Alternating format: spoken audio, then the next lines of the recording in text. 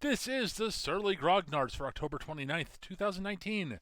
This is Peter Bowman, and as always, I'm joined by my good friend and co-host, Eric Carlson. How are you doing tonight, Eric?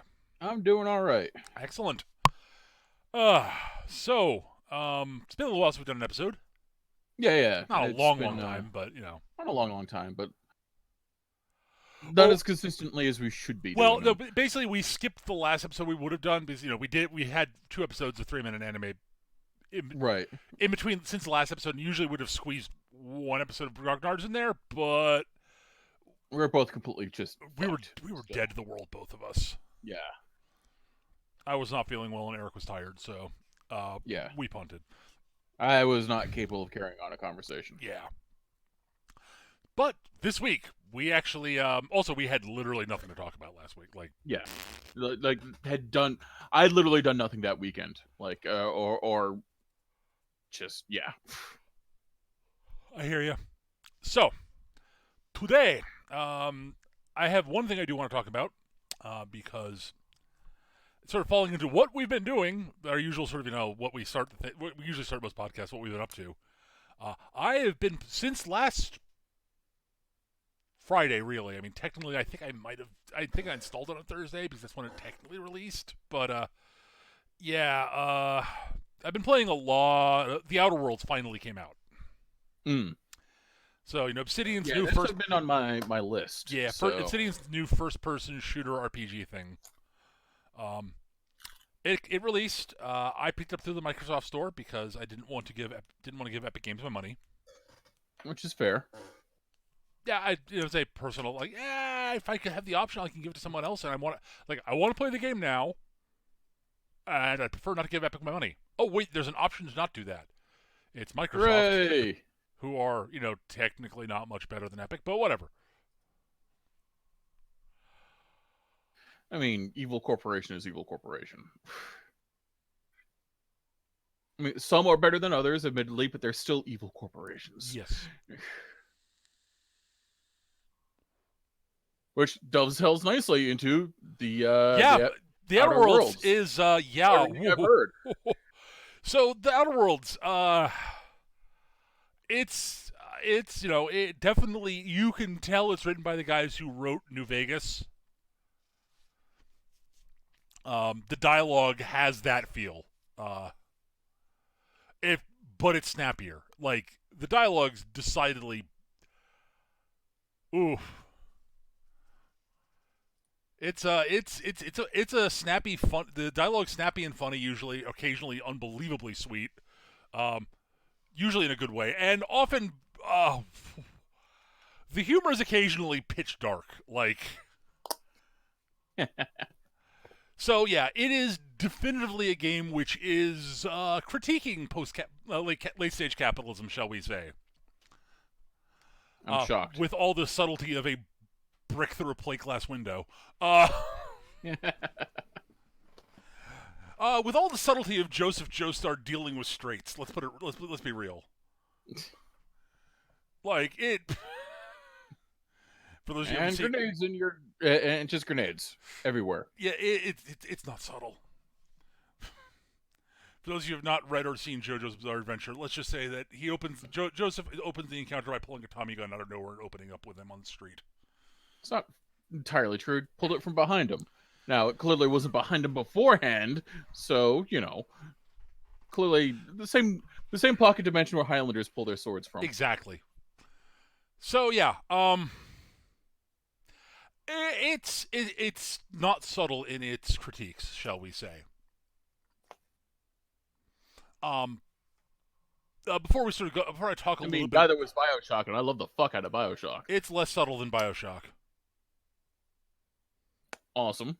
Yeah. Jim Sterling I think described it as being about as subtle as being hit in the head with a sledgehammer made of dildos. It's just a good line.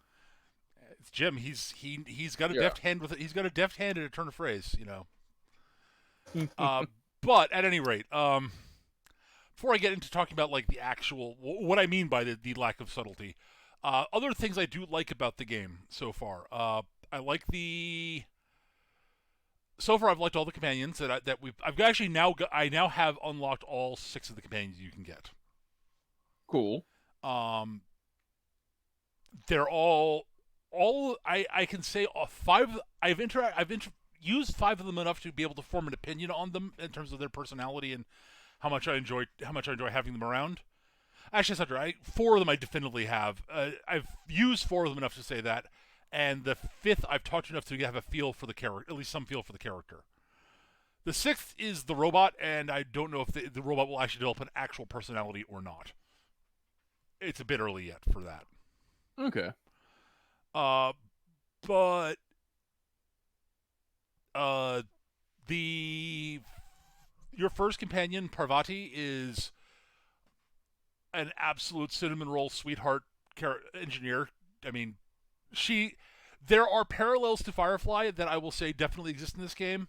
I was gonna say, what's with sci-fi and having like adorable cinnamon roll engineers? Because she's Kaylee. Yeah, I mean, you've got okay. Kaylee, you've got Tali, like She's not actually Kaylee. There are differences. For example, sort of it's a minor spoiler, very very minor, for Parvati's character. She's Ace. And she falls hard for this woman who runs a space station who likes her right back, and neither of them are good at this whole relationship thing, like expressing the like. Basically, Parvati has the issue that she's Ace and had issues with relationships because of that in the past. Because it's like she's not interested in people sexually, but romantically, yes. And the other woman is a colossal dork and is really bad at expressing her feelings. awesome. But it's really sweet and adorable, honestly. And it's like, oh god, you two are such dorks. Uh,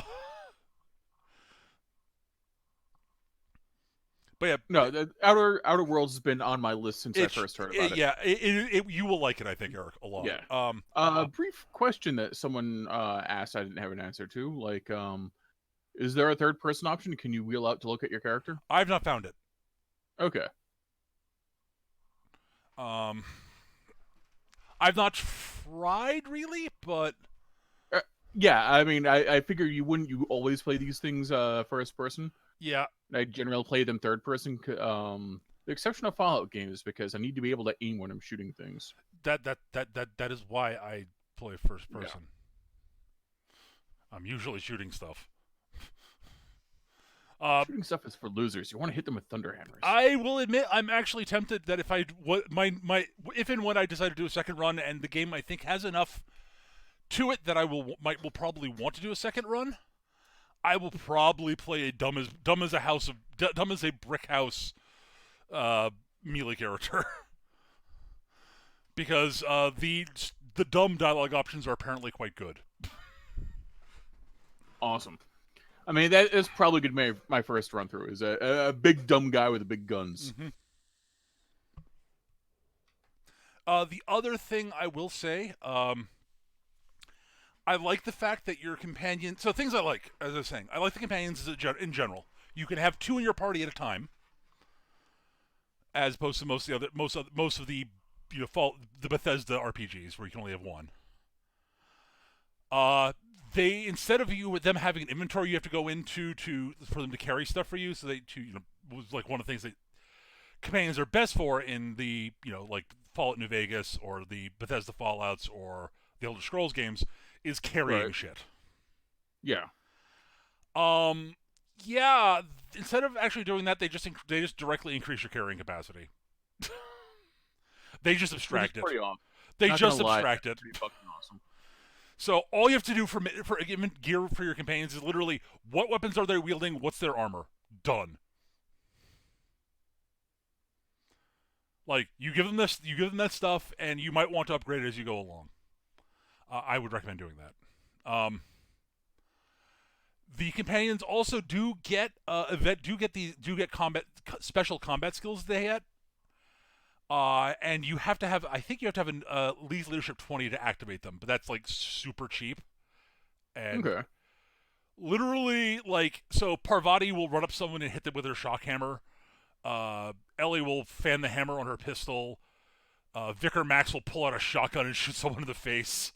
Uh, I've seen both animations for both the fan the hammer and the thunder hammer. yeah. The one I just got, Kyoka, I think. No, that's not Kyoka. It's her name starts with a K. She's got it's a vaguely African name. She's also awesome, by the way. Uh, Hmm.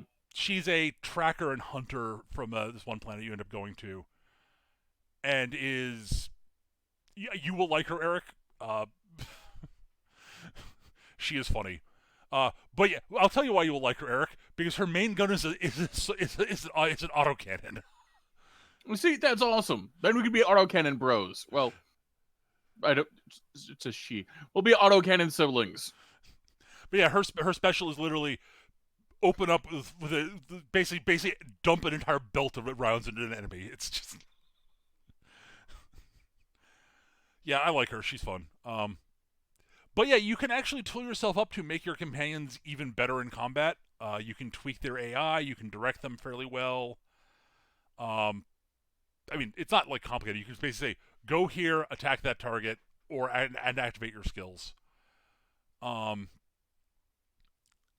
They also give you passive bonuses to your skills while in the party, so that you get so that you can do like some of them have give you bonuses to hacking or to speech, the very speech skills or what have you. It's they do a good job with the companions, but you can if you don't want to run with companions, you don't have to. Which is nice. Though my gut feeling is you're going to be missing. I mean, you're missing out on like listening to the companions talk to each other occasionally as you're wandering around, Mm-hmm. which is fun. That's I always find that entertaining. It's one of the things I found most entertaining in like Dragon Age Origins. Mm. Like listening to like Morgan and Liliana bicker with each other is what, or It's just a lot of fun. Morgan totally and agree with Alistair. Or watching Sten completely screw with Morgan's head. Oh God, Morgan. Stan, when you first go visit the dwarves, for such a small people, they certainly have a passion for ladders. But yeah, no, the companions are really good. I like the weapon system for the most part. Cool. You basically there are various weapons you can get. All the weapons have a level that you can spend money effectively to, and if your engineering skills high enough, you can spend money to improve them. And the better engineering skills, Cool. the cheaper it is to improve. Nice. And basically increase the level of the weapons.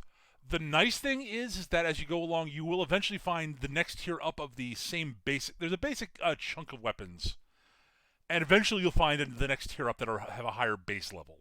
Eventually, and they have the weapons. All the weapons have mod slots. Same with the armor. So they're mods. You can mod them so you can tweak how they work. You can change the damage types on weapons with the right type of magazines. You can give them barrels that modify the guns in some ways. So they've got a weapon modding system. They've got a weapon tweaking systems to make them better. You can break them down for bits to repair them. And if your engineering skills high enough, you have a chance to actually basically pull weapon mods out of them when you dismantle them, which is kind of neat. Very cool. But yeah, like the hacking and lock picking skills. The better you get at them, the fewer lock picks or hacking spikes you use to. I think they're called data bypasses and mag picks. I think. Mm. But yeah, the fewer of those you need to access more difficult locks. So if your hacking skill is enough, like if your lock picking skill is enough above the skill of the lock, the difficulty of the lock, it'll start reducing how many picks it requires to open it.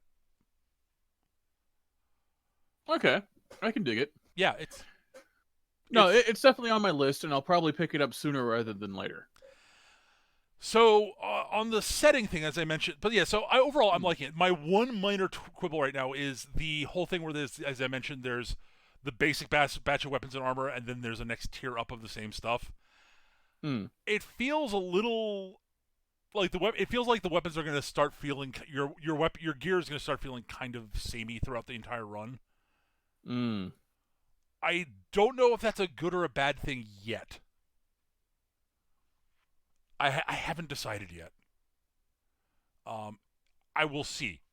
It will is the long and short of it. Um, but that's the one potential niggle I've had so far.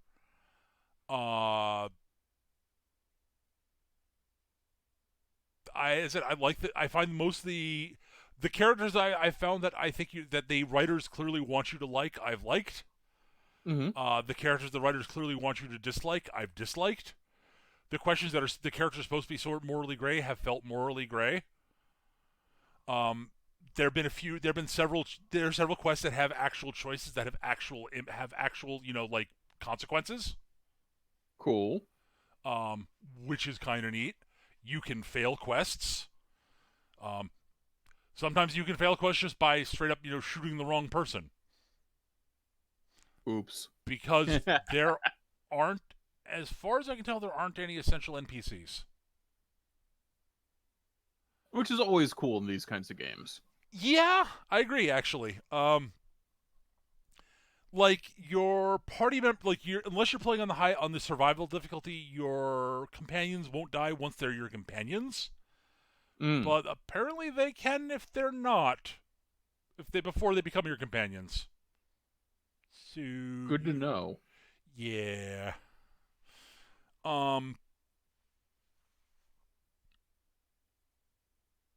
But yeah, the setting, as I said, it's basically it's set in a distant colony from Earth that was funded by basically the colony ships that was sent out. The colony ships that were sent out there were funded by a group of corporations that got together to buy the colony ship and send it out there. There were two that were sent out. One of them kind of got lost on the way and showed up 70 years later, 70 years late, basically. And apparently, or like many decades late, and apparently, humans can only be stored in cryosleep for like 5 to 6 years tops before it starts becoming like Before you start having degradation and before it becomes very whatnot. dangerous to defrost them. After like Right. 20 years, it's basically guaranteed explosive cell destruction when you bring them back, or liquefaction. Um, Splooch. you basically sort of warped.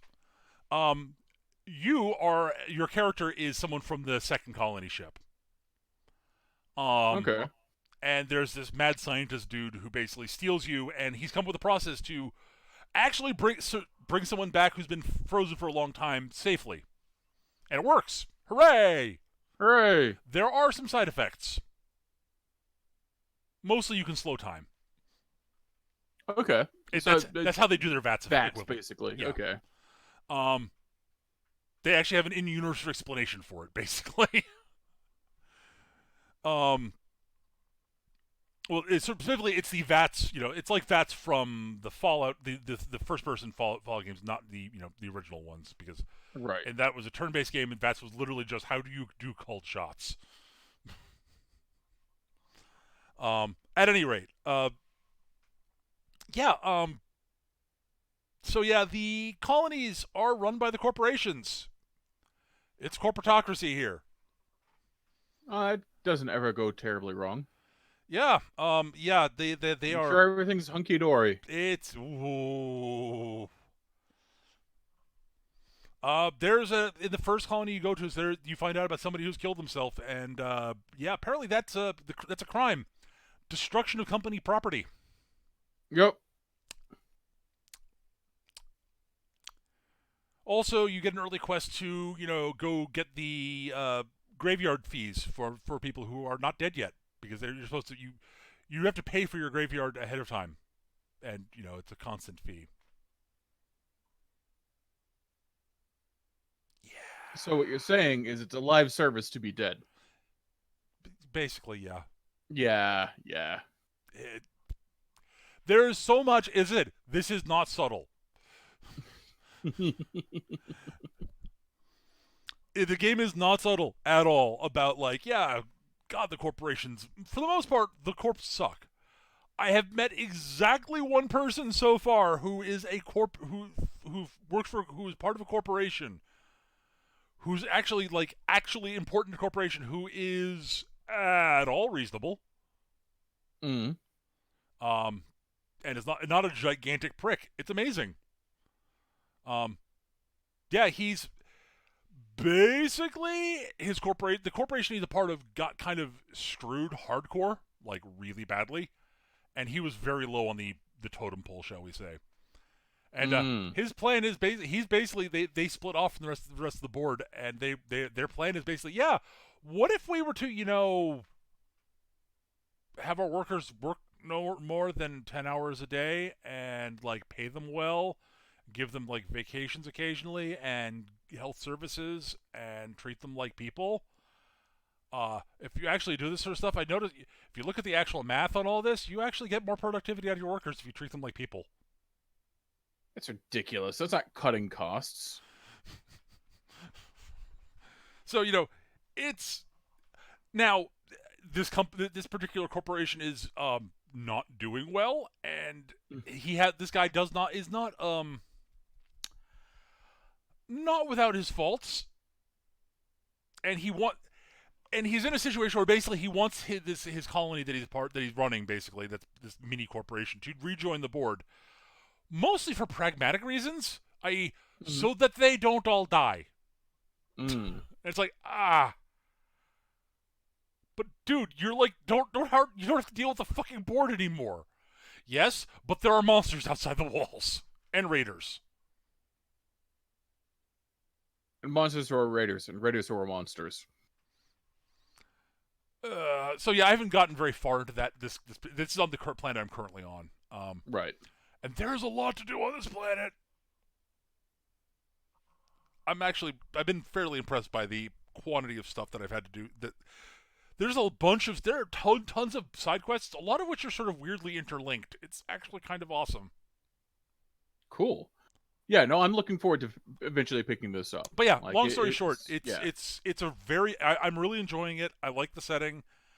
It's not subtle, but it's well done. It is, as I said, I have laughed out loud several times. I think there's a lot of really funny stuff in the game, but it's bleak. It is.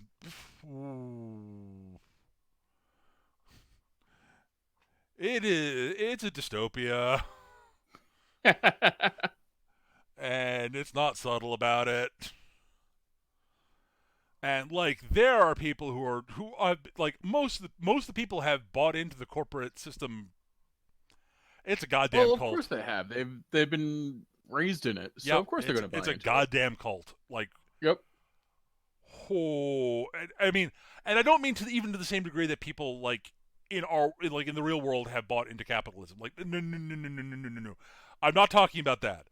Like, this is beyond that because again, it's it's a caricature Right. intentionally to as a method of critique. It's satire to a large degree.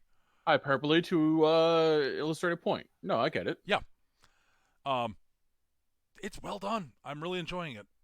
Um, I recommend the game highly, especially if it comes out on a platform you prefer it on than Yeah. to say the Epic Store. No, I am. It's on the list. It will be purchased. It will involve me running around with a giant chain cannon, firing the hell out of things. Yeah, once you get your mitts on one, yeah. Yep. But yeah, there are a bunch of different. Trying to eat rich people. That does not seem to be an Got to be option a so far. cannibalism perk. There's always a cannibalism perk. I have not found one. Somewhere there's going to be one, and I will have it. I'll admit, as I said, I think I told you this earlier. I am the only reason I'm at all disappointed there's no cannibalism option in the game is that you literally can't have the achievement Eat the Rich. That should be an achievement in every game. Like literally, that's the only reason I would all miss that as an option. And even then, like it's a missed opportunity, but it's one I don't really mind missing that much. but I don't find cannibalism in fiction nearly as hilarious as you do. Fictional cannibalism is just—it's like poop. It's always funny. Yeah, see, no.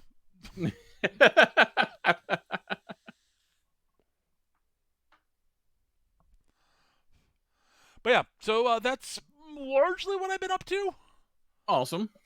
Yeah, I've been playing a Yeah. bit of. Yeah, go ahead. Sorry. No. Like what I've been up to is um started a new playthrough on BattleTech, Ooh, okay. which is always fun. Yep. Um, Lucked into an Orion like an hour Ooh. in, Whoa. so this is like, yes, I have a spider and a Vindicator and an Orion. Fuck you. Yeah, I had actually started up a playthrough recently also that has been derailed by the fact that I'm playing the Outer Worlds. Mm. I actually got lucky in that one too. I actually looked into a K2. Oh, nice. Wow. Yeah. You know, it's like, huh, those aren't very common. And okay, well, I guess I'll try culture that bang thud. Woot. Yeah, it was one of those random go kill this guy missions. And I Right. was like, okay, I'll go kill it's an Orion. Holy crap. Like, blowing the ammo bin in the torso killed the driver. Am I going to get the third piece of salvage? I got the third piece of salvage. I've got an Orion. Nice. That's pretty smexy.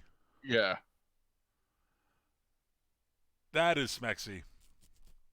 The Orion's is a good mech in that game, mostly because you can tweak it into. Yeah, just because the variety of roles you can build it for. The biggest problem is it's kind of like fugly, and not in like a fun way. Yeah, no, It's not fond of the design on the Orion. I don't blame you on that. I actually agree with you. It looks better than it did in the original tech readout, but that's not saying much. It's not saying a lot at all. It's always been an ugly, unappealing mech. It's not really ugly. It's unappealing.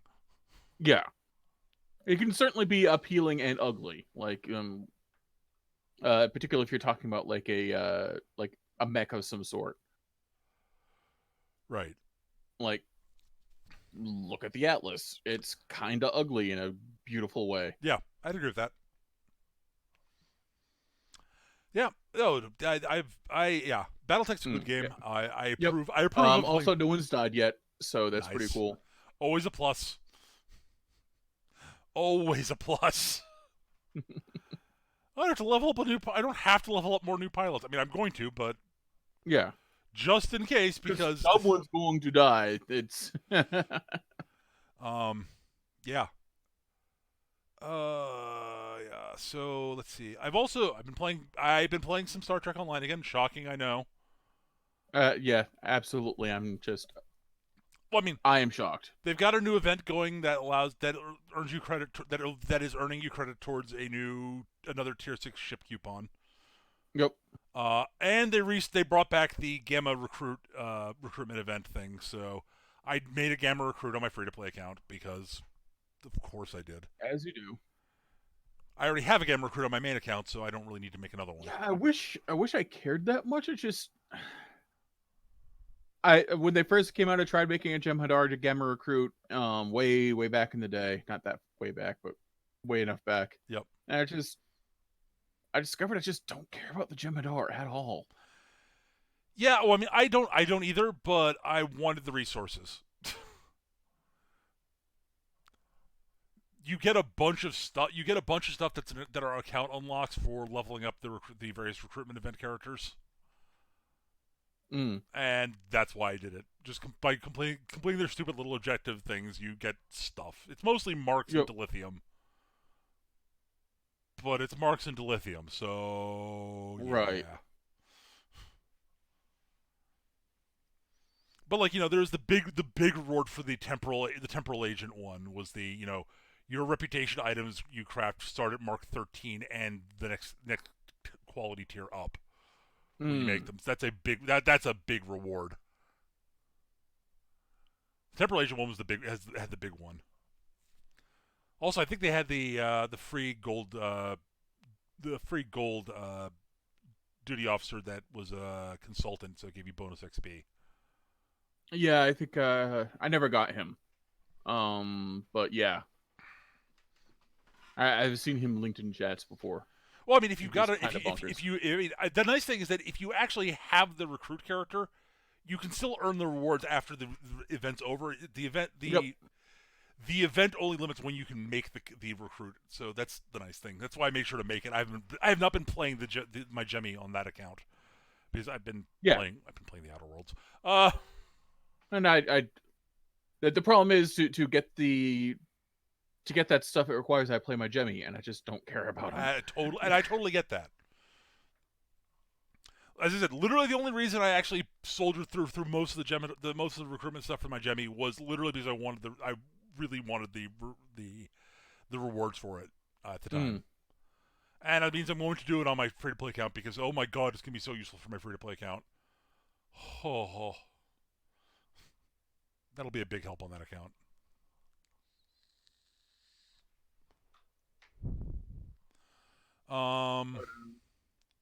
What else is going on?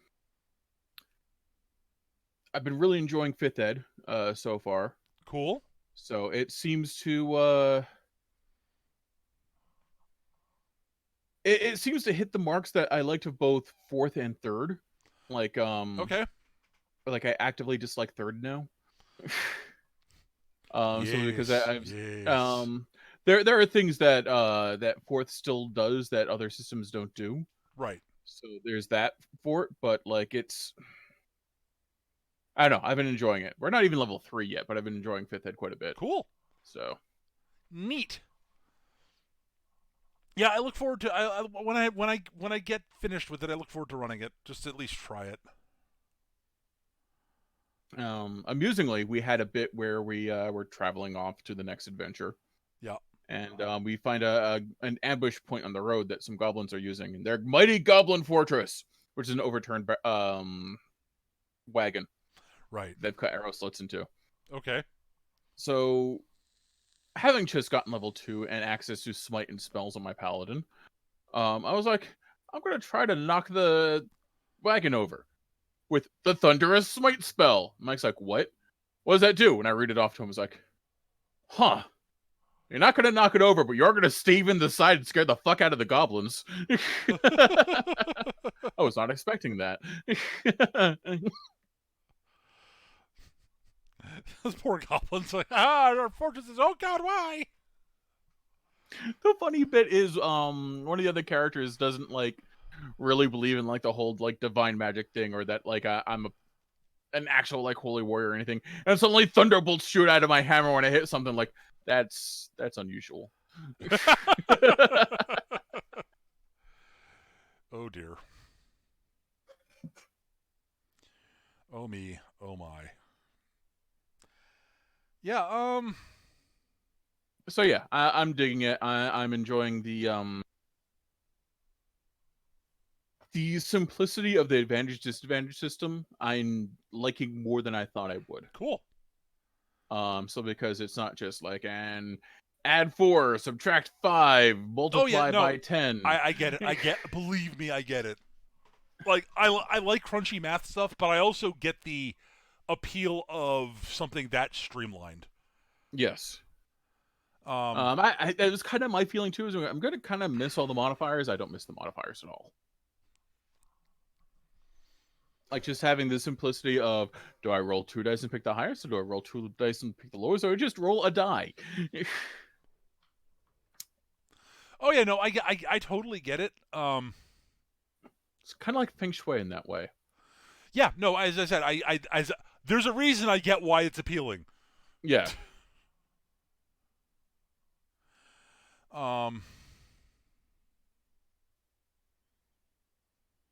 Yeah, I think it's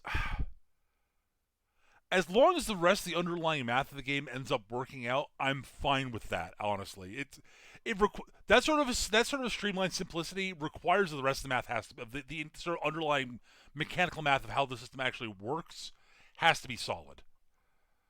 And from everything I understand, they've done a pretty good job of it, at least. Yeah, like I haven't encountered any problem. Again, only level 2. Like most of us haven't even picked our subclasses yet. Right? No. Um, yeah, you won't be able to see the system stress itself until later. Like Yeah. that's the way level based systems work. They don't really show the stress points on it until later on. Uh, the other concern I'd had, and I don't know if it still is. I haven't looked carefully at the monster manual, and this dates back to beta. So during the beta Right. testing, and I know a lot changed during beta. So because I looked, I read through the beta stuff, and I own the new book, and I noticed there are changes. Right. uh, but like there was a minor issue that I had that a lot of the early monsters they had that third edition potential to just one shot give player characters if they got lucky. Mm. Like the default setup for like an orc fighter, uh, basically had if it crits, it basically is going to kill any player character at level 1. Um. Well, basically they Yeah. default had great axes and Oh, right. Yeah, and we haven't fought anything with like great axes. We fought goblins and some cultists, so they're all rolling d6s because they've got like short swords and spears. right, that's fine. Like and like it's the Oh, and a zombie that didn't get to attack because I tried out my divine smite on it. nice. No, It like exploded. the drop, like the whole idea of at the problem, it's a problem that third edition had, which was a lot of the low level monsters would randomly have weapons that if the monsters got lucky, they just could end a player character. And it's like, Right. that's not necessarily good. And not just like, oh no, the wizard got squidded. Like, it's more like, oh, the fighter got squidded. Wait, what? Yeah. The no, I could totally see that was a problem in third ed. It was. And that was why like after one campaign starting at 1, every other session campaign of third ed I played, everyone started at level 3. Yeah. Oh, and it's the reason fourth ed characters started with so many hit points. Yep. Is so that you could have monsters with actual weapons and like not have like, oh, the orc has a great axe and it crit you and it does 12 damage. That really hurt. The other thing that I've noticed about 5th ed is that levels 1 through 3 are very much the this is the very basics of D&D. This is how you are learning the game. It assumes that if you're starting at level 1, it assumes you have never played a role-playing game before. Yeah, no, I've noticed that looking through the rules. Like it is, you are real bare bones into level 3. Yep. And level 3 is when things start getting interesting and cool. And I'm looking forward to level 3. Yeah. And I'm totally fine with that. Like I think that's fine. Yeah, there's a lot about fifth ed from what I've looked at it that looks solid. Right. And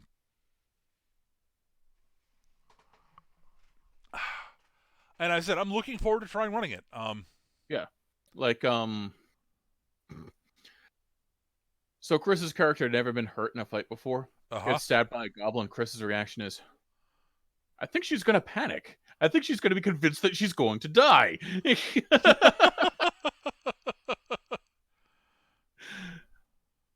So there's a lot of like, oh my god, you're okay.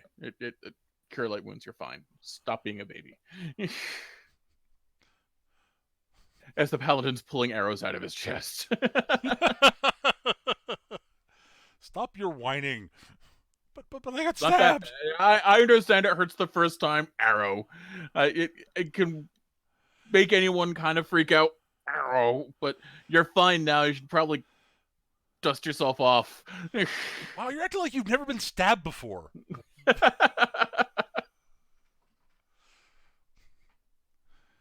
I think my character's the only one that has been stabbed before. Because he's playing the whole like local boy done good, so like he saved some people from goblins, and now he's kind of the church was like, oh, so yeah, you're you're a paladin. I'm a what now? Yeah, you can't be a blacksmith anymore. What? Why not? It's beneath you. So I get a stipend from the church. Nope. It's gonna be okay. Guess I'm an adventurer now.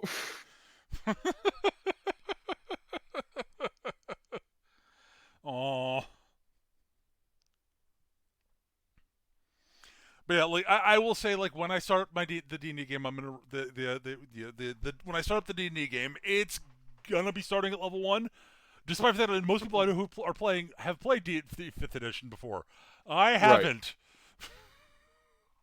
And that's fine. That's I understandable. want to be able to get a. I will also probably be very generous with leveling up early on. My gut feeling is I'm going to run a session or two, like a set, like session 1 will happen and go, and you will probably all level up, and then session 2 will happen, and maybe like maybe another 1 or 2 sessions before you level up again, so that I can get you guys to where you should be, as I'm figuring out how the mechanics work. Right.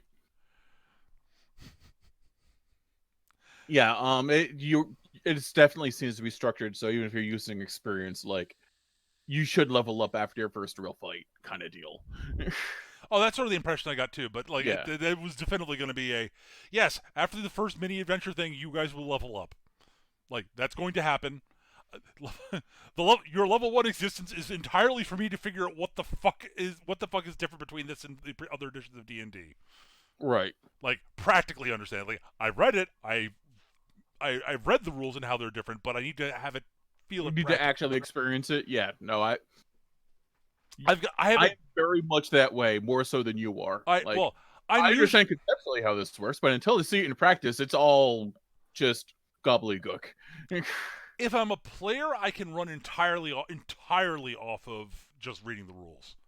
Mm. Like that, I will say that it's when I'm a game master and I have to keep track of other stuff too. I need more practical experience because when I'm game mastering, the mechanics have to be kind of second nature to me, Mm. so that I can focus on other things like the story and role playing and role playing multiple different characters. And coming up with rulings when your players decide to do something unexpected and weird. Because that never happens. No, that never happens. I seduce the chair. No. See, that one's easy, Eric. The chair is an inanimate object. It can't be seduced. I don't But it care rolls how. so high. I don't care. It's an inanimate object. It can't be seduced. No, you see, Eric, I have a plan for bards. It's a no. There are limits to what your ability to seduce things are going to be. Because no, I'm not going to let players get away with seducing the dragon unless it actually makes logical sense for the character, the dragon in question. I seduce the beholder. That's not how beholders work, but I'm going to try anyway. You're going to fail. They have a completely different conception of beauty. And also, they're asexual. And also, how would you even do that? Now, to be fair, there are different types of seduction. Yes. The problem is, it's just like no. But the way most people mean it when they're talking about bards, no. Yeah. I'm gonna bang the water elemental. The what? Yeah. If it's a Nerid, sure. Now, I'm not sure Nope, I it's recommend. literally a sentient waterfall. I'm gonna bang it. Yeah, no. The stereotype for bards is hilarious, and I've never seen a bard played that way, but it's hilarious. Me neither, actually.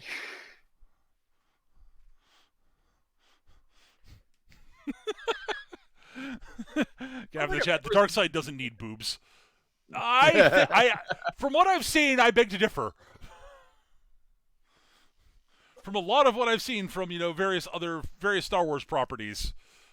Are we talking fan art? Because fan art dark side absolutely needs boobs.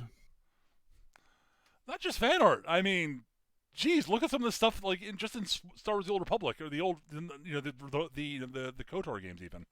Yep.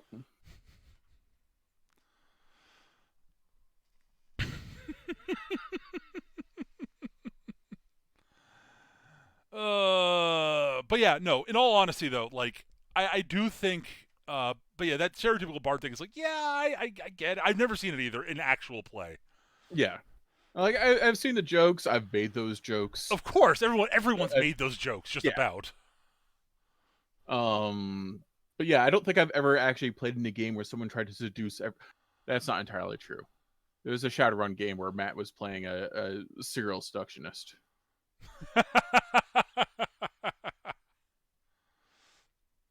I just. It was also the fact that he was a physical coward. That was a thing that stuck in my head. Like, Matt's playing a physical coward. That's how I'm defining the character. And completely glossed over the fact that he was literally fucking everything. No, in all seriousness, like though, like I could. There are ways I could envision somebody like seducing the dragon, like a Yeah. dragonborn bard. I might actually be able to see that. Even if the dragon's got a kink, who knows? Well, I mean, Maybe okay. it's like Zeus. It likes changing into different things and having sex with them. Given that there are dragons that have the natural ability to polymorph themselves, that might be a thing. Yeah. I mean, there have been editions of D&D that half dragons existed in, Yep. so it's a thing. Though it's usually the other direction, not the bard seducing the dragon. Yeah, yeah. There's a dragon going, I haven't tried this yet. I wonder what it's like. I'm gonna make myself look like a hot elf chick. Let's see what happens. Yeah. And the answer: half dragons, apparently. God. Oh man, D&D. D&D's weird sometimes, man. D&D is so wonderfully weird. Yeah. I think that's the thing I like most about like generic D&D. It's just so wonderfully weird. Just odd stuff just happens. Oh yeah. Like, yeah. braid eating squid psychics. That's a thing. Yep. Flying by eyeballs with eyeballs on stalks that can disintegrate things. Which is probably the hardest monster you will ever have to fight if they're played intelligently. Just fish people that accidentally make gods. To be fair, that one's not entirely on late at D&D's feet. That is pulled entirely from Lovecraft. Yes. It doesn't mean it's not weird. Oh God, no! It pulled from Lovecraft, you say? Dragon centipedes that breathe lightning. Yeah. Yeah, those are things. Six-legged panthers with back tentacles that are never where you actually see them. Also, wild dogs that can teleport. Yep.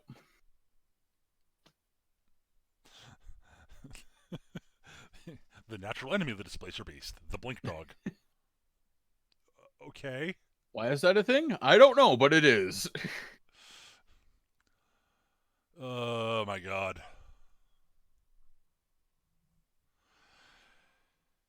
Yeah. No, D&D is just sort of wonderfully just batshit insane. Just wonderfully batshit insane when you just take all of it and throw it all in a big pot instead of editing stuff down. Which is honestly what most people do to make it even remotely coherent. Yeah.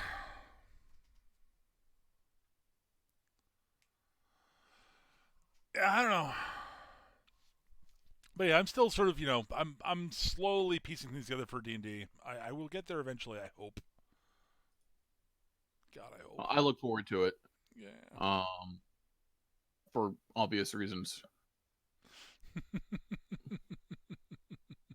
Mike wouldn't let me play a goblin, so now I have to do it in your game. That's just the way this works. Okay, so you're almost definitely going to let me play a gobbo, huh? Yeah. Unless, of course, something else strikes my fancy and I become obsessed with that instead, which is entirely possible given how long you're taking. Yeah, I know, because when I started, you were obsessed with the idea of playing a null fighter with a spike chain. Yes. So now it's the goblin magic user, the fistful of with a head full of stolen secrets. Okay. So Rincewind the Goblin, you're saying? Pretty much, yeah. I'm considerably more confident about it because he has no idea how important he knows how important it is. What Oh, sure. he knows. No. And you're also probably not as cowardly as Rincewind. No, I will definitely be hiding behind people, but Oh, Rincewind.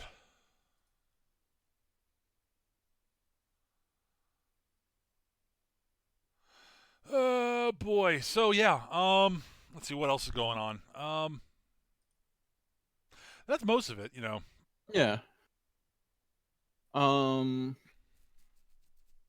yeah, I mean the only other thing that in like gaming news it's really cropped up that caught my attention was the new box set they announced for Necromunda. Mmm. Has some really kick-ass looking terrain in it. Neat. Um the Palatine Enforcers, which are totally not Judge Dredd, Okay. and the Corpse Grinder gangs, which are totally not Chaos Cultists. Totally not. And yeah, and there'll be a supplement for like playing like the so apparently the brief like marketing spiel they put out about the book that will accompany it is like play the enforcers, play the corpse grinders.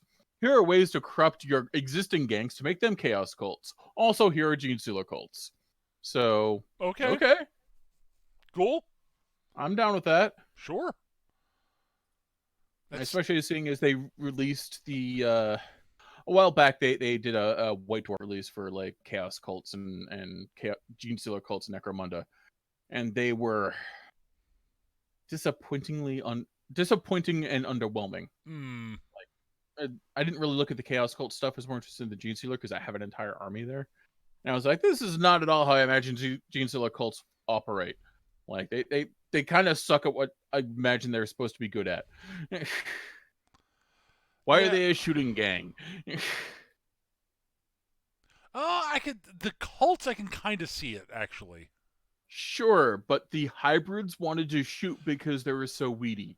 I'm like, it's a 3-armed cockroach space monster human hybrid. It should want to eat your face and be sneaky about it. See, the thing is, it really should have. I'm trying to think how to phrase this. It like the majority of the cultists should be based around shooting, but like the ones that like the cultists should be based around shooting.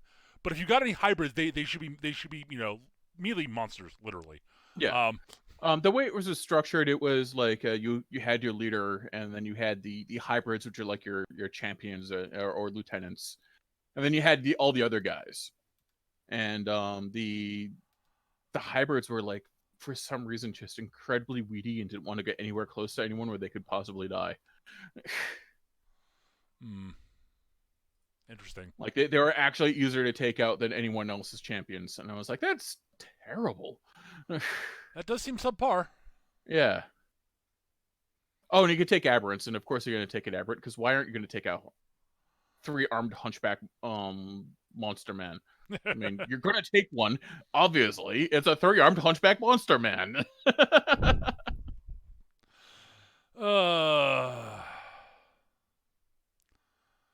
God, what else has been up?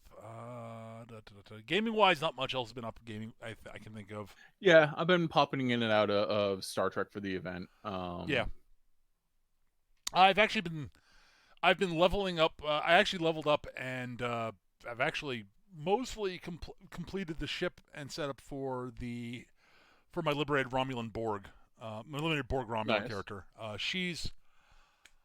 I now just need to actually get back to actually playing through the storyline content Right.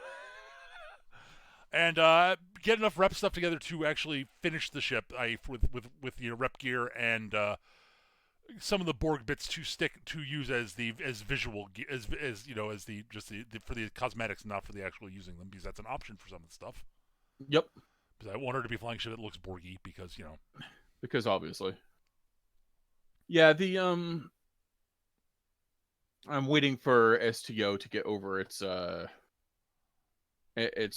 discovery obsession. because It won't be well. From what I understand, there'll probably be some stuff that's going to tie into Picard when that airs. cool. I'm my big problem with the Discovery stuff isn't that it's Discovery. You know, they it will be either good or bad depending on who they get writing for STO. Right. They have both good and bad writers. Yep.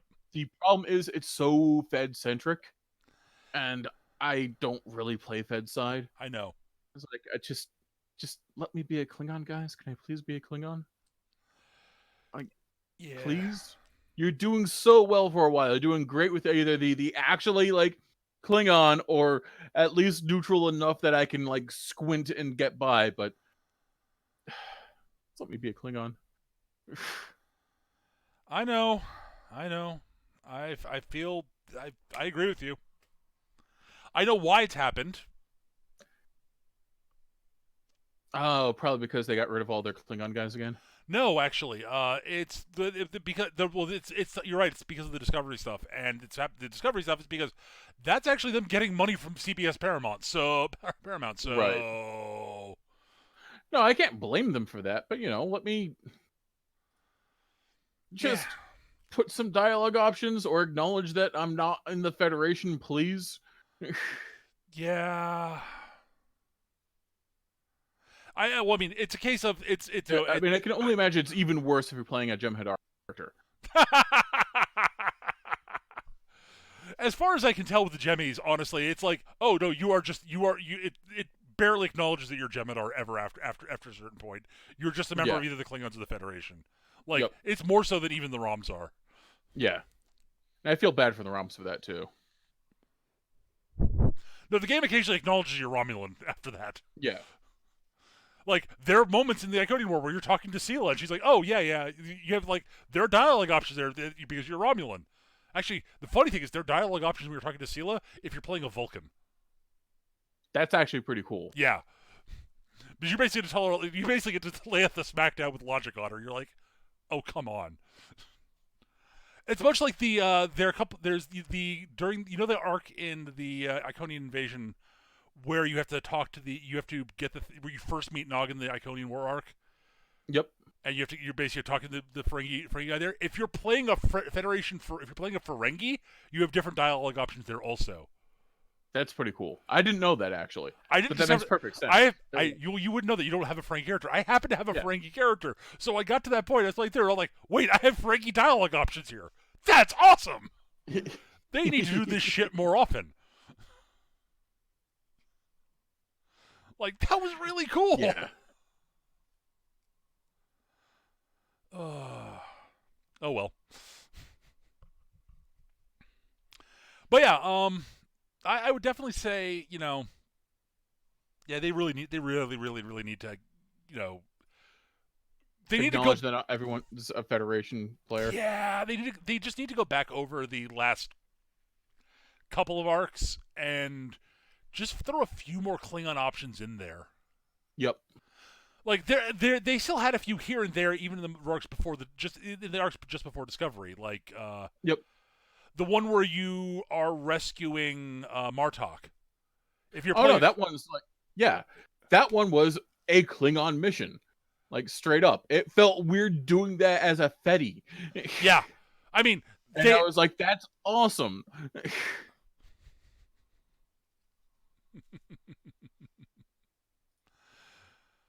Or the one in the Gamma Quadrant where you find out what the deal with the Ficlaria is, and the Klingon's like, oh, those motherfuckers. Yeah. Fuck the Founders. I mean, obviously do that anyway. They're jerks, but even bigger jerks. Like, we had not known how big of jerks they were. Yeah. Yeah.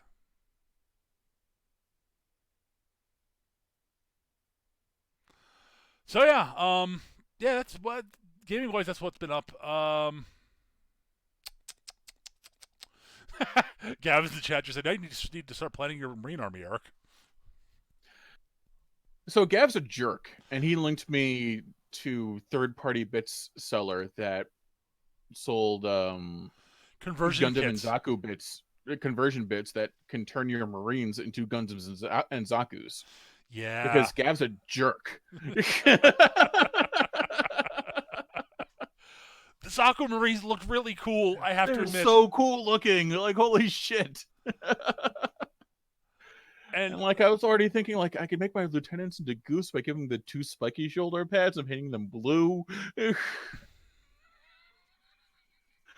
How do I turn my assault marines into Rick Doms? How do I turn my Smash Captain to Sazabi? dude, your Smash Captain is Char. Come on, Yes, this is why he's gonna be a red Sazabi with a freaking power hammer. Fair enough. You're right. Terrible, isn't it? It really is. Like, find a way to convert all those tanks to have those sort of tri-hull catamaran things the Xeon ships have. And the thing is, Eric, it would be a Marine army you might actually enjoy playing. I know, because I mean, Zigzeon, Eric. Zigzeon. Zigzeon. Char motherfucking Ansible, man.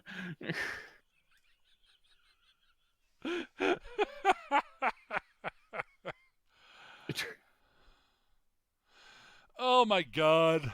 It's so silly. Yeah. It is.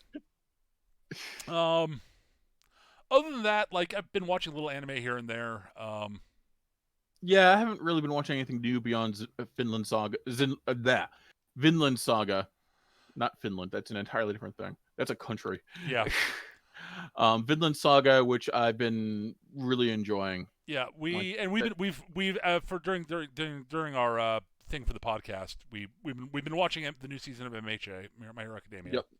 Because of course we are. Because we have. Of course we have. It's. Of course we're going to watch My Hero. And Dr. Stone, but I haven't really poked my nose into the isekai hellscape that is the current season. Okay, I got to talk about the new isekai series. I've watched a little bit of each of the 3 big ones that were listed off on Crunchyroll site. Okay. Because they caught me the fuck off guard with 2 of them. All right. So there are 3 major new ones. I gotta get the titles correct because the titles are god awful. Like, the titles are terrible. Yeah, that's the thing. I should not judge a friggin' anime by its like ridiculous paragraph long title. Because like, after Bunny Girl taught me not to do that. Right. But still. So there are 3. Right? There is High School Prodigies Have It Easy Even in Another World. Okay, that just sounds infuriating in every possible way. Option number 2 is Didn't I Say to Make My Abilities Average in the Next Life? And option 3... That also sounds awful. Right. Option 3 is A Sentence of a Bookworm. That sounds slightly less awful. Okay, you are correct. So, here's the thing. The first one, holy shit, I could not get through the first episode. That's the, like, High School Prodigies are jerkwads everywhere one, right? Oh my god. They're high school prodigies who have go to another world and end up taking it over, apparently. Yeah, it's not merely high school prodigies. No, they're not merely high school prodigies. We are talking they're literally the best in the world at what they do for each one of them. One of them is the Prime Minister of Japan. This sounds tiresome. I could not get through the first episode. I got 5 minutes in and said, nope! Okay, A Sentence of a Bookworm. It's about this young woman who is a librarian, and she dies and is reborn in the body of a small peasant. A small peasant is not the right word. Sort of peasant, but not actually a peasant because she lives in a city. But a small child, Commoner, commoner, small in a feudal society. She's a bookworm. She loves books. She still remembers, her thing. She's like, oh god, she has no connection to anything here anymore. She's got a family that she doesn't know, and she has no books. Because books are too goddamn expensive. Right, because no movable type. Yeah. And here's the thing. No printing press. Right. And her the child the body she's been born into is because the child would have died because it was a small sickly child who basically had gotten sick and died. But so Right. you know, the whatever reason, boom, you get to live on in the next world here and take over this child's body. And so she's like, okay, so she's this sickly child with this actually fairly impressive intellect with lots of knowledge from our world, but it's not complete knowledge. Right. Right. And so It's basically whatever she happened to read Starker fans and she basically, decided yeah. to read. Like, and she's like, okay. So one of her driving goals is, okay, we can't get books. My family can't afford them. Fine. In that case, I will make my own books. How the fuck do I make my own books? All right, can we get paper? No, paper's too expensive. Fuck. I can't even read and write yet, anyways. Okay, well, I guess I'll learn to read and write somehow. And through shenanigans, she eventually does. Basically, because she actually understands math, like, when she's basically, her mom takes her to the market, and basically they do have like little signs for price and such. She learns the numerical system from that, and so she's hanging out at her dad is a guard. Basically, she's hanging out at the guard post for various reasons, and one of her dad's officers is doing the bookkeeping, and she's watching him, and she's like, "Sir, I hate to say this, but that's wrong." And he's like, "What?" "Oh, you're right. Wait, you can do math?" "Yeah." "You're better at this than I am. Would you be willing to help me if you promise to teach Be me how my to accountant. if you promise to teach me how to read?" And he's like, "Deal." Okay, Done here is you done. go. Here's this, and here's your abacus. Oh, I don't need the abacus. What do you mean? She starts doing math on the slate chalk, and he's like, "The hell?" It's really, but it's really cute and sweet. It's like, oh, Well, now that I understand you're in base 4, I know exactly what I'm supposed to be doing. yeah. And basically, so it's this slow burn, and like it's very clear. Like for the intro episode, the very beginning of the very beginning of the first episode, she ends up like working with the high priest, which is a damn good way to get to be access to books in a world like this. Yeah, no shit. So okay, cute. It's a good. It's a decent show. I'm actually pleasantly surprised by it so far. All Okay, right. here's the thing. Didn't I say to make my abilities average to the next world is goddamn hilarious. Okay, I can dig that. It is. I would not say it's good. So the basic premise is there's this girl. Okay, first off, the cast is female, basically. Which Okay. again, did not expect that. That was the first curveball. Main character is this girl. She's like 12. In our world, she was like, top of her class student and was sort of the traditional she's this pretty academic high achiever, student council type who therefore doesn't have any actual friends because she's sort of become isolated by her own talents. This happens all the time in anime and manga. And so one day on her way home, she sees this little girl about to get run over by a truck, saves her, and gets hit by the truck instead. So she wakes up in the afterlife, and insert deity. They don't actually name the deity. It's like, okay, so you get to be reborn in the fantasy world of your in this cool fantasy world, and you'll get a cool bonus thing. What do you want? And she's like, oh, okay. I want to be totally average so that I can actually have a normal life and real friends. And God's like, okay, poof. And she comes to life, and she is, a princess with nearly infinite magical power. Right, And she's she's averaging on the highest power, most powerful being in the world, and the least powerful. So she's dead average, dead middle between the two of them, because God is an asshole. Shmucko, the goblin cripple, and Vecna. Gotcha. Yes. Basically, yes. She has literally half the magical power of an ancient elder dragon. Right. Yeah. Yeah. Fair enough. So she's like, fucking genies, man. Yes. So she's like, okay, fine, screw it. I'm going to run away from home and go to the Adventure Academy in this other country so people won't know that I'm a princess. And oh my god, she's totally anime. Does she have oddly colored hair? Pink. Yeah, she's got anime protagonist. Yes, she's doing. So she runs away to this other place, joins an adventurers to join an adventurers academy so she can become an adventurer, and she can willingly dial back her magical power. It's her plan, right? Right. So she's this 12-year-old who's enrolling in this adventurers academy. That's already sort of a little bit of a warning. Does she have an intelligent animal companion that's trying to get her to save the world? Yes. Oh Okay. no, no. There is a basically a floating sort of animal thing that is apparently a personification of the way magic works in the world that only she can see, because most humans aren't magically sensitive enough to see them. Yeah, okay. This is playing with all the tropes in the right It is way. Okay. hilarious. So the first episode's not that great, but it's sitting there to establish things. So she runs into three other girls. One's a fighter type, one's a mage, and one's a cleric, basically. And she's basically like trying desperately to not stand out. She's like, nope, nope, nope, nope, and she's like, okay, yep, and I'm staying at this place, and I'm totally not gonna get involved in anything. And the little girl who was like working the counter at the inn I was staying at, because her family runs the place, looks like apparently lots of kids have been getting kidnapped, and she's gone missing. Fuck. And I like this kid. Fine, I'll go look into this. Oh, look, I ran into the knight. We'll help each other. I will. Oh, the knight got hurt. I'll heal her, etc. Blah blah blah. They run to the mage, etc. They basically fight their way through the bandits, get to the final thing. They meet the final boss, who's kidnapped all the kids, right? And they saved most of the kids. And the boss is like, she basically, okay, where's this girl? And the boss is like, who the fuck are you talking about? Ooh, but I want to kidnap you, dearie. You fit entirely in my current sort of, because the boss is this woman who has this thing. She wants to have a group of young girls to dote upon, basically. Well, that's not creepy. Oh, it's creepy. But she very intentionally says it's not sexual. Like, she comes out and says that flatly, basically. It's like, no, no, no, no, no, no, no, no, not like that, not like that, not like that, not like that. Not like that, not like that. They're like, we know what this looks like. It's not that, please.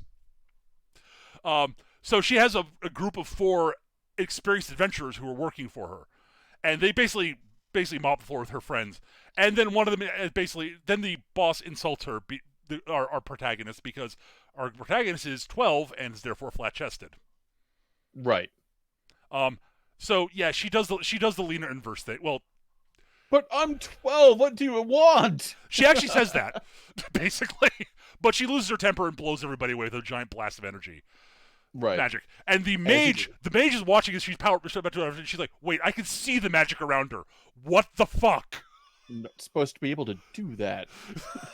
What just happened? Oh god! And so she sees she's blown the bad guys away. She's like, runs away screaming like, oh god, I've ruined everything. I'd been making friends with them, but now they're gonna hate me. Okay, well, at least it's now the first day at school. The news at my school thing. I'm gonna go to the boarding school. Opens the door to her room and meet her roommates. And guess who her 3 roommates are? Of course. Right, because of course it is. But she actually basically their first task as a group is sent off to go. Okay, you guys, we're gonna split you guys into teams. You guys all each get an introductory quest. Go do the quest. And her teammates are trying to do the quest, and they're not doing very well at it. Because while they're talented, they're not. They're all kids basically. They haven't really. Yeah, they're. And she's they're level 1 schmuckos. Right, and she's there going, God, I know I could do this myself, but that would A, make me stand out more, and I don't want to do that, and B, it sort of defeats the whole purpose of going out as a team. Wait a minute. What if I teach them to be better? They'll become more powerful, and I'll stand out less. Okay, guys, I'm willing to help you guys get better at this, at what you're doing. So she teaches the mage and the cleric to be better, to some spellcasting tricks, and then she spars with the night chick, and the sparring with the night chick scene is hilarious. But she's like, okay, well, I'll start out at normal speed. You'll practice parrying my attacks, and then I'll gradually increase speed. Okay, cool. Dang, dang, dang. I can handle this. 1.2 times speed. Okay, it's harder, but I can handle this. 1.5. Ding, ding, ding. Okay, this is hard, but okay. I think I'm handling it. 20 times speed. What?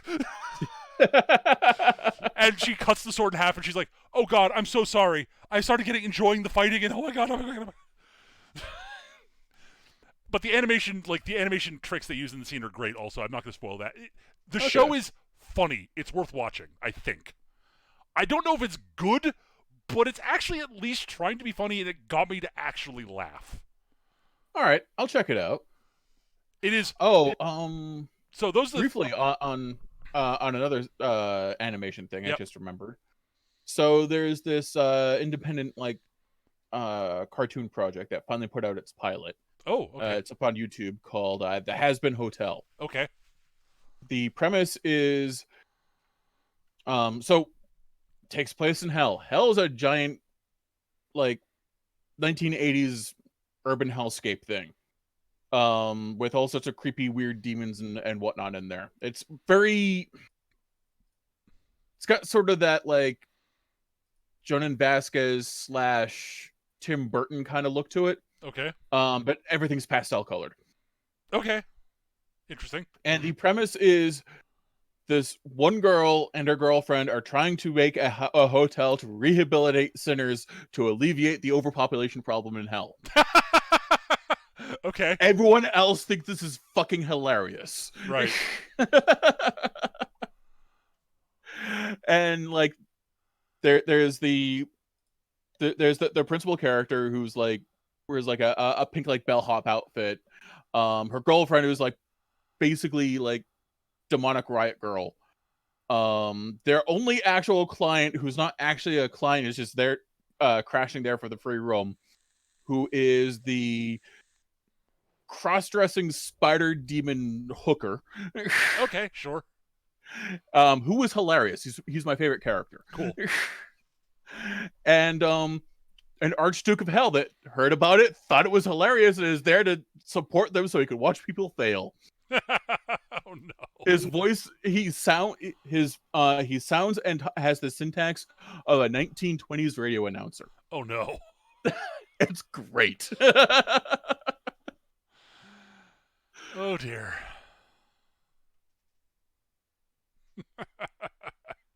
So yeah, of those shows I mentioned, yeah, one of them is no, don't. Right. One is it's not good, but it's funny, and one is actually kind of surprisingly decent and good. All right. I will poke my nose at them eventually. Yeah, well, not the High School Prodigies one. Just No. That one has the name of that one actually made me angry. It Not should. just, it sounds stupid. No, the name made me angry. Literally, I could not. I've not bounced off a show that fast in quite some time. I was just watching, like, oh my god, I want to. Why is he prime minister? Because shut up. That's why. Hi, I'm in high school and I'm prime minister of Japan. No, No, you're not. Go away. That's illegal. That's not actually how things. That's not how. That's not how these things work. Ah! That's not how any of this works. It's like, okay, there's the inventor chick. Okay, dubious. There's the doctor. Okay, no, stop that. There's the samurai who fights. There's precedent. There's Doogie Howser. There's the swordswoman who is so badass she fights on actual battlefields and like cuts bullets in half. Stop. There's the descendant of a ninja clan who's a reporter. Stop it.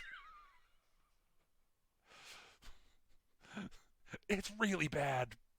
But then they end with the goddamn prime minister of Japan, and I'm like. And then they get sucked to the other world because they're all on an airplane together for some reason. Why are you all on an airplane together? That's where I gave up. Yeah. Why are they all on an airplane together? This sounds like that's just begging for something to go wrong. Like that's like crashing the Andes and they end up eating each other kind of. That would have been better. Yeah. That would have been hilarious. I would have watched that. I'd watch the fuck out of that. Are you kidding? Oh my god, it's just no. We all know it comes down to the ninja and the samurai end up the swordswoman end up fighting because the only ones left at the end. Well, by the way, the sword very much samurai. Unsurprisingly, I mean, I kind of made that assumption. Yeah, like I've got to at some point get back to watching Demon Slayer and Fire Force at some point. Yeah, I need both of those. I bounced off of simply because like I missed their updates and just haven't got because I was busy. Haven't gotten around to getting back. Yeah, that's to where I am. Exact same thing. I missed a couple episodes. Like, I'll get back to them later. Yep. And I'm going to wait until they finish. Legend of the Galactic Heroes season 2 is airing, and I'm going to wait till it's finished to basically binge watch it. I should really get back to Demon Slayer. That show is fucking gorgeous. It is.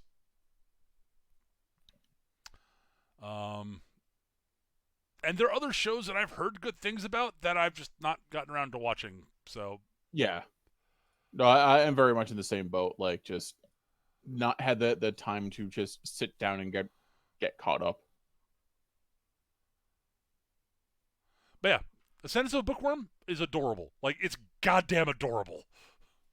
And watching our protagonist doing something to create a book and then realizing that her plan is not going to work for various reasons. Like, okay. Wait, I don't know how to read or write. Well, no, the real problem is, okay, paper. I just need to get paper.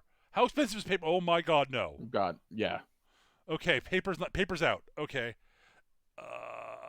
Wait, I can make papyrus. I can make my own papyrus. Yes, I'll do that. And oh god, this is hard. This is impractical for someone with my hands my size. Right. Clay tablets. I'll make clay tablets. Cool. The clay tablets work. I've written on them. It's great. Now I'll just bake them in the ovens. They will, I'll just bake them and they'll be solid and they'll be great. And I don't know how to bake clay tablets at all, do I? Boom. They break, they shatter and explode. She's like, oh. I mean, yes, that's exactly what was going to happen with the method you're using because you don't know how this actually works. Because you have no idea how to do a... Yeah, you have no idea how to kill and fire anything. Right. She's doing it in the fireplace in her family's home. Oh dear God! Of course, the thing broke. But she's like 5. Her body is. So her mom is just.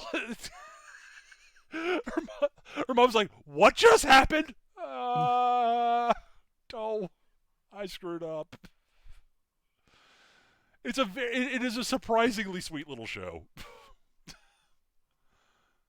Which is at the same time, so you're sitting there going, wow, like, yeah, you feel so bad for her because she's like this modern woman's brain, this sort of nerdy, shy, retiring woman's brain stuck in a 5-year-old's body. Yeah. And someone who's like the one passion she has in life, the one thing that like she actually really cares about are books, and she can't have them. She can't. Yeah, that blows. Yeah. I feel bad for her. But, the one nice thing about it is she starts forming actual connections with the people around her.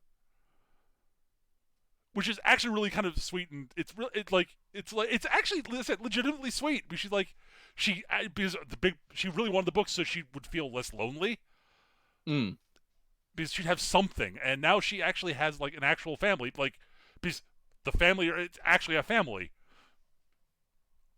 Yay! But like her family, like actually the one of the best lines in this whole show is her parents are having a little discussion where she's like off doing something, and like her mom's like, doesn't she seem like she's a bit strange since she was sick? Like she's like doing things she didn't do before, and she seems like doing all this stuff. And her father's like, look, I don't care. She's alive. She survived it, and she's back with us. That's all that matters, honey. And she's like, and it's just like, it's just clear how happy his daughter lived. Yeah. For something that probably should have killed her. So it's like, I don't care that she's weak and frail and occasionally exasperating because she's smarter than everybody.